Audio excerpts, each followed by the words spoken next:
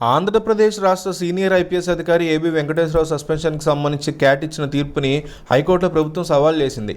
AB వెంకటేశ్వరరావుని రెండోసారి suspend చేస్తూ AP ప్రభుత్వం తీసుకున్న నిర్ణయాన్ని తప్పుపడుతూ క్యాట్ ఈ నెల 8న తీర్పు ఇచ్చిన సంగతి తెలిసిందే. ఆ ఉత్తర్వులను సవాల్ చేస్తూ సీఎస్ కోర్టులో పిటిషన్ దాఖలు చేశారు. హైదరాబాద్లో క్యాట్ ఇచ్చిన ఉత్తర్వుల అమలు నిలిపివేస్తూ మధ్యంతర ఉత్తర్వులు ఇవ్వాలని పిటిషన్లో ప్రధానంగా కోరారు. ఐపీఎస్ ఏబీ వెంకటేశ్వరరావు, డీజీపీ, కేంద్ర హోంశాఖ కార్యదర్శిని పిటిషన్లో ప్రతివాదులుగా ప్రస్తావించారు. ఈ నెల 23న ఈ పిటిషన్ వేసవి సెలవులకి ప్రత్యేక ధర్మాసనం విచారణ చేసింది. 2019 ఎన్నికలకు ముందు ఏబీ వెంకటేశ్వరరావు ఇంటెలిజెన్స్ చీఫ్గా ఉండగా ఈసీకి వైసీపీ ఫిర్యాదు చేయడంతో పక్కన పెట్టారు. 2019లో వైసీపీ అధికారంలోకి వచ్చిన తర్వాత ఆయన దాదాపు 9 నెలల పాటు పోస్టింగ్ ఇవ్వలేదు. 2014-2019 మధ్య టీడీపీ ప్రభుత్వ హయాంలో నిఘా పరికరాల కోసం తన కుమారుడికి చెందినటువంటి సంస్థకి ఏబీ వెంకటేశ్వరరావు కాంట్రాక్ట్ ఇప్పించాలనే ఆరోపణలు వచ్చాయి. గత ప్రభుత్వంలో కొనుగోలు అంశం మీద ఉన్నతాధికారులు అభ్యంతరం వ్యక్తం చేసినా వినిపించుకోలేదనే అభియోగాలు ఉన్నాయి. ప్రధానంగా నిఘా పరికరాల వ్యవహారం ఇజ్రాయెల్కి రహస్యాలు చేరవేశారని కూడా కేసు నమోదైంది. ఆయన విధుల నుంచి తప్పించగా ఏబీ వెంకటేశ్వరరావు క్యాట్ని ఆశ్రయించారు.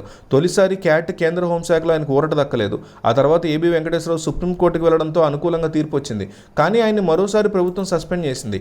ఏపీ ప్రభుత్వం తనను సస్పెండ్ చేస్తూ జారీ చేసిన ఉత్తర్వుల మీద ఐపీఎస్ ఏబీ వెంకటేశ్వరరావు క్యాట్ని ఆశ్రయించారు.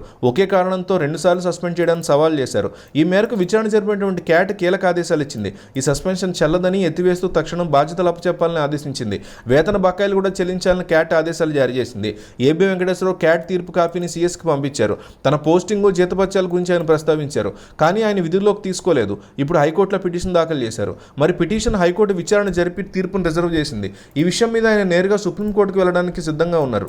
ఎందుకంటే తాను కోల్పోయినటువంటి పదవీ కాలాన్ని తాను కావాలనే కక్షగట్టి ఇట్లా చేశారని, ఈ అంశంలో ఖచ్చితంగా సుప్రీంకోర్టు ఇన్వాల్వ్ అయ్యి తనకు న్యాయం జరిగేలా చేయాలని ఏబీ వెంకటేశ్వరరావు సుప్రీంకోర్టుకు వెళ్ళబోతున్నారు. ఈ అంశంలో ఎవరికి సపోర్ట్ చేస్తారో మీరు కామెంట్ చేయండి. ఐ సపోర్ట్ ఏబీ వెంకటేశ్వరరావు లేదా ఐ సపోర్ట్ జగన్ అని కామెంట్ చేయండి. ఎందుకంటే ఏపీ ప్రజలు ఎవరి వైపు ఉన్నారో ఆయనకి తెలియాలి కదా. ఆయన ఈ వీడియో చూస్తారు. కంపల్సరీ ఆయన చేసిన తప్పు ఉంటే తప్పు ఉందని మెన్షన్ చేయండి, లేదా ఆయన చేసిన కరెక్ట్ అయితే కరెక్ట్ అని మెన్షన్ చేయండి. బట్ కంపల్సరీ కామెంట్ చేయండి.